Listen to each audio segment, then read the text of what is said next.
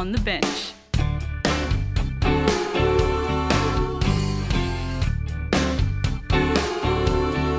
On the bench. On the bench.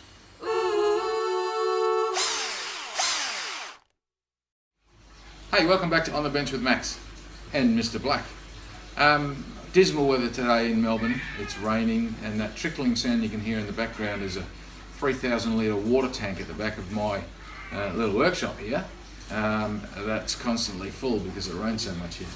And the other noise you can hear is our other cat, Loopy, who's not black, he's grey. I call him faded, but either way they're both hungry. So without further ado, welcome back to On the Bench with Max. Sorry it's been so long since I've put a video up. We've been very, very busy with work. I've been running a couple of construction projects concurrently, and it's been very, very busy. So apologies there, but we're going to make the most of the time that we've got today to do a few things. So firstly is one of the planes that I got, my flea market planes. I'm going to tune up. I'm going to put an edge on the cutting iron, and I'm just generally going to get this nice and flat because I need it for a project. It's probably not where this particular plane is going to end up being finished, because I kind of want my planes to look a little bit like this one. I've done the handle up on this, and I've sanded them down so they feel really nice. Once again, this one's not fully restored. I just got it going so I could use it on a job. This one's a bit of a bitzer anyway, so this is my go-to. But I need a bigger one. This is a 4.5, and it's in pretty good condition the way it is. So I'm just going to give the blade an edge and flatten out the sole, and we'll take it from there. So first things first, let's talk about sharpening the cutting iron. Now the cutting iron has got this bevel on it, and depending on the bevels, depending on the make of the chisel, and also the what materials you're cutting, this one's 25 degrees. They can go up to, I think, 35 degrees. So 25 and up to 35 for steeper. Hey, look, I'm not sure why.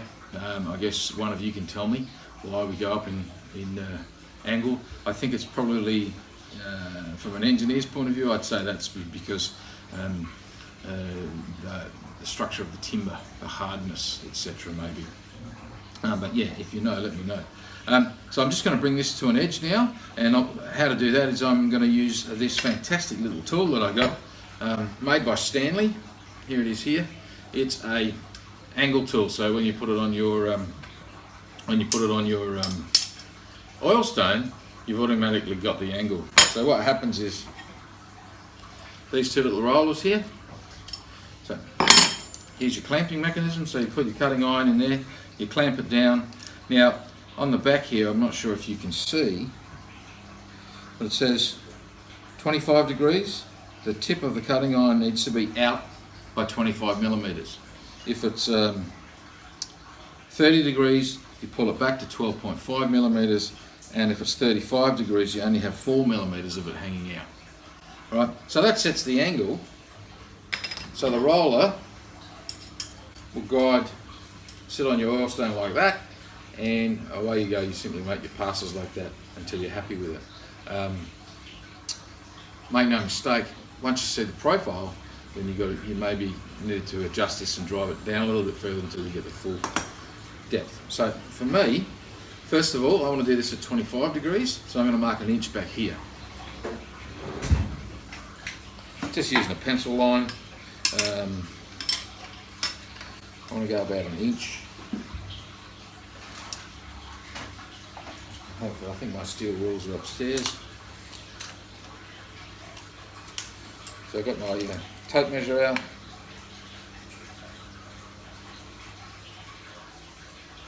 $25 there, and so you can see it.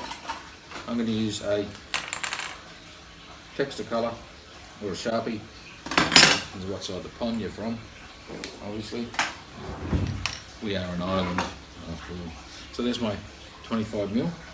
So what I need to do now is that angle here, the flat part, will be riding along the stone. So I need to insert my my iron in there. There's also marks along here. I'm not sure if you can see these marks. These alignment marks for different sized blades. So I want to see the full width of my line. I'm just trying to line them up. Just nip it up. Get it square with those lines.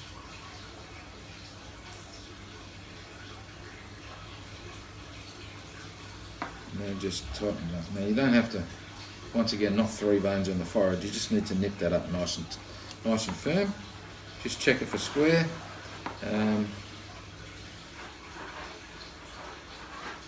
That looks pretty good there. Right, once again, just a little nip. And now it's time to get my oil stone out. Now I've got some old oil stones. So before I do this, I just want you to have a look at. I've been sharpening oil stones for years for pocket knives and knives that I've made. But have a look at that. I don't know if you can see that nice and clear, but I've had this stone for a long time, almost as long as my son's been alive, which is close to 30 years, and it's fine and it's coarse. Once again, now you think I should have got a new stone by now, but you get attached to these things, and I know the dip in it, so I know I've got to move my hands in the dip, but it's not going to be quite useful for me on this one. So I went out and bought myself a new stone. It doesn't fit in here, so I'm going to have to modify this for my new stone. Here's the new stone. It actually came with my jig, and this jig also comes with a wee little bottle of oil here, made by Stanley. It's coarse and it's fine on one side as well. I'm not going to use that one. I've already got one in my block, and you can see this one's pretty square. It's not bad. There's a little bit of wear in it, but not too much. Now if I wanted to make that super flat, I'd simply get a piece of sandpaper, probably 220 grit, and I put my stone on it and bring my stone up to flush again. All right, but it doesn't need it now. It's in pretty good condition. So I always just nip this up in my vise. Gives me a nice solid surface to work from. And here we go, a bit of oil. Not too much, you don't want to drip them all over the floor. Check my angle, remember the rollers go on here. Position it, alright, a little bit of pressure here, and I'm just going to guide it through here, through this. And I can already see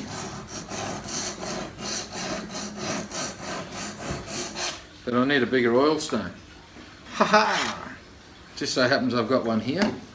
This is a water stone I bought from the King of Knives, and this bad boy is 400 and 1000 grit both sides, but you can see the width of it, so I'm going to have much more success using this for my cutting iron. I'm not going to use that just yet. I'm just going to try and get myself a nice edge on this one using my old oil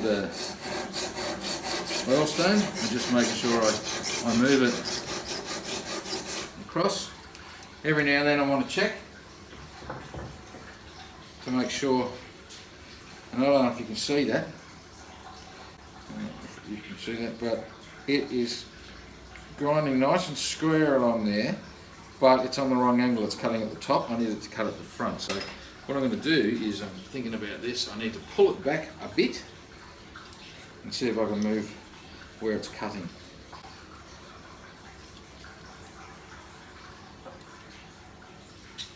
Just back a bit.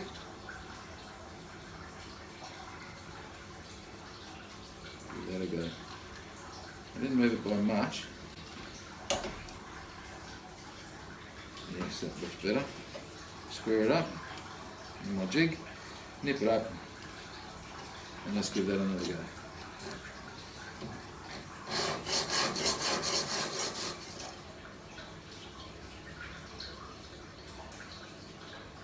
There you go, now we're getting it. So I'll leave it there, and I've got a fair bit of work to do on this cutting edge to get it to where I need it to be. A bit more oil, and then we'll give it some action. So every now and then have a check. So you can see here, if you have a look, come in here, I don't know if you can see that. You can see I've got a nice, clean, sharp edge all the way along here. It's a little bit misaligned, so I'm cutting more on this side than I am that side. So I might just give it a tap. This is another flea market find. Beautiful, it's made of little PVC washers and it's got some aluminium on it. So I'll give it a little tap. I'm going to back this one off. Give it another rub.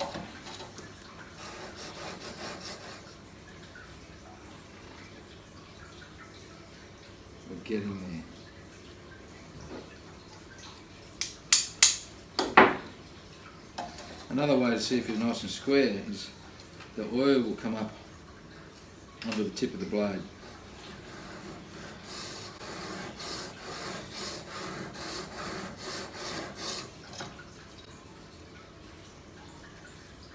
Okay, so that's using the jig. I am going to take it out of the jig now, because I've been sharpening instruments for years and years and years. So what I want to do now is show you how I do it when I've been sharpening stuff for metalworking, lathe tools, etc. So I just rock it until I feel it nice, until I think I've made contact. And you can actually, if you put your fluid on there, you can see it pushes a little bow wave out in front of, in the oil. So you get it right, lock your shoulder and push. Relax the pressure on the way back. Can you see the bow wave?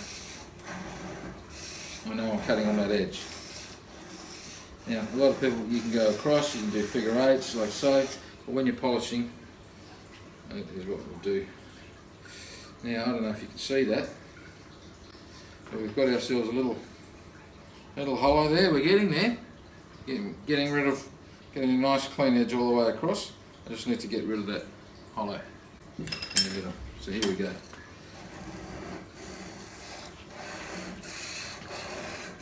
I'm locking with my knees. I'm trying to keep the top of my body locked in. So look and see how we went. Oh, we're almost there. I think we've almost roughed that blade out. A couple more.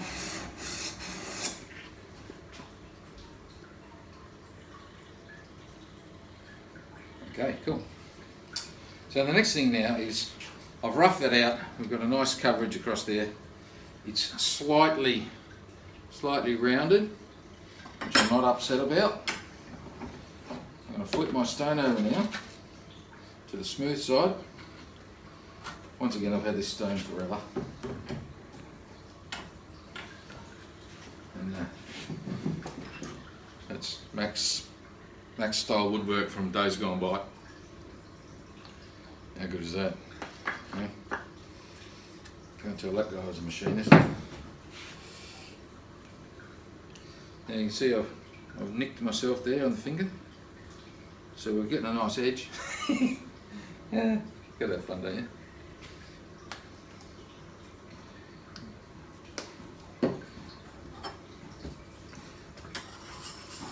Get it in there.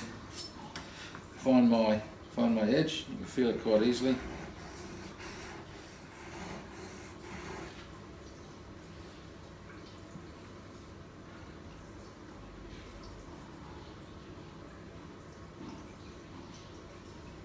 Getting there. Still a bit of a hollow in there. So you know what I'm going to do? I'm going to try my brand new stone, because I'm thinking that it's because this one is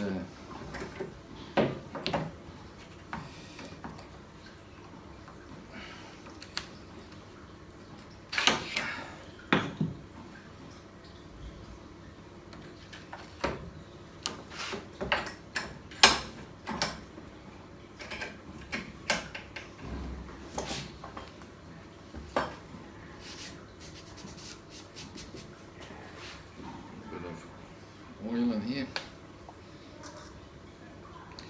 Brand new stone, so it's probably going to suck all that oil up. See, it just sucked all that oil up. Oh, that's what the problem was. stone was dished. Even that one's dished in the middle. This one's nice and flat. Bit more oil, just sucking it up, that oil stone. Now you don't have to use oil, but make sure you got the right stone. If you're going to use water, make sure you got the right stone. Oh, that's a nice edge, right? So I don't know if you can see that. That's a beautiful edge, and there should be a little burr on the background, and that's what we're after. Let's give that. Okay. Now, from what I've been told, when you sharpen these things, you want to put a little bit of thumb pressure on this side, just on the outer edges. And what it does is and this is exaggerated, but what it does do is it gives it a bit of a shape like that. So you can actually, you don't leave little tiny square corners in it if you're ever out of kilter when you're pushing too much pressure one side. So you got this dish here. So that'll hog off all the metal, all the timber that you need it to hog off, and we should be pretty right. Now you could probably cut, in my book you could probably cut with that, and you'd probably be able to cut quite nice, quite true. Now the other part of this is I just want to take, use stones, I just want to take that burr off the back edge. So find it nice and flat, and just a couple of passes.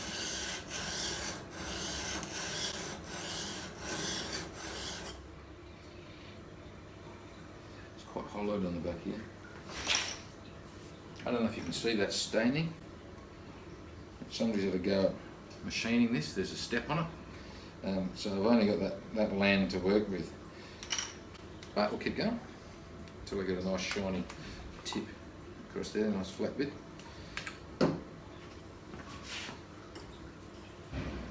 Even pressure.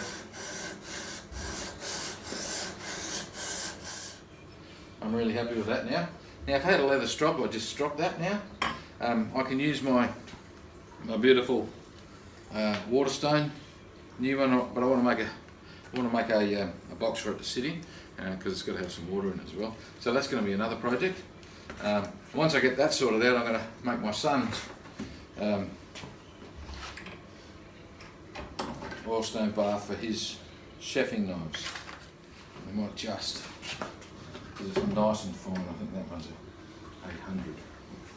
It's nice and fine, I might just see if I can hone this a little bit better.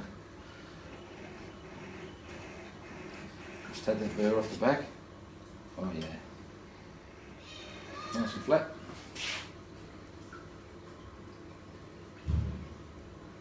Beautiful. Alright, let's put this thing back together. Let's wipe the oil off. On the bench.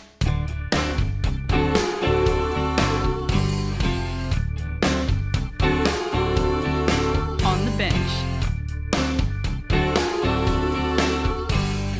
On the bench.